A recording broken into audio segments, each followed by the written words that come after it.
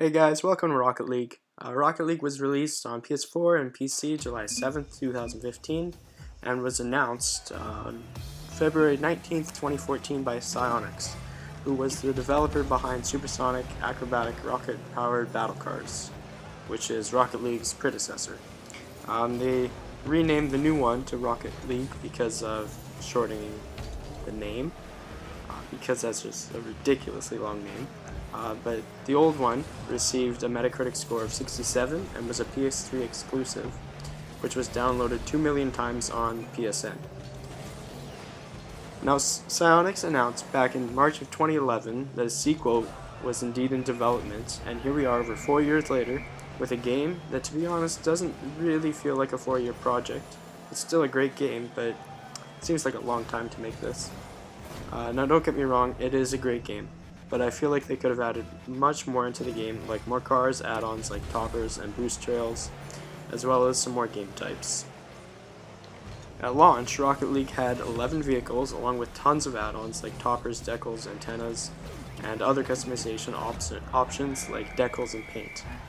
Rocket League has, at the time of this recording, had 4 separate DLC packs that add exclusive vehicles, rocket trails, and other cosmetic items.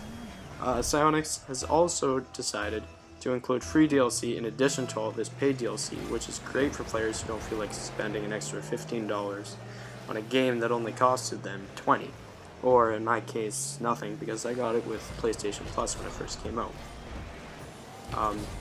With some DLC that adds these multiplayer games and maps like Call of Duty or Destiny, it actually splits the player base up because some people haven't paid for it, whereas some have, so they get to play the game types and maps that the people who didn't pay for them can't play, which is a bit of a pain,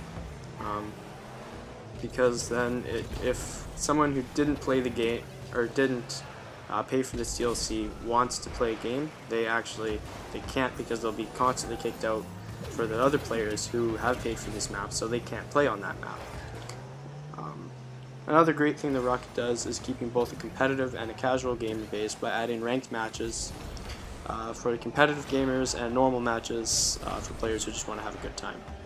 Rocket League also has 4-player split screen, so it's amazing as a party game and is one of very, very few games that are still good for gaming with friends on the couch. Rocket League is a really fun game, but it does get extremely repetitive after playing a couple of games in a row. But if you want a game that's pick up and play with a little bit of competition, Rocket League is your game. Even though it can be glitchy and extremely frustrating at times, it's a great game that has many gameplay options for both hardcore and casual gamers. Would I recommend this game to a friend? I have many times, and everyone I've played this game with has absolutely loved it.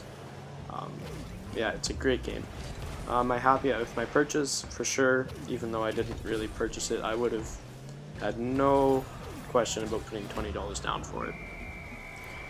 My final verdict for the game is 9 out of 10, just because it's extremely repetitive and doesn't offer enough game modes. Even though it does have some, it would be great if it had some kind of like battle car racing, so you could kind of like attack each other while trying to score. Which, you know, that would be fun. Maybe they'll add it in the future. That'd be pretty sweet.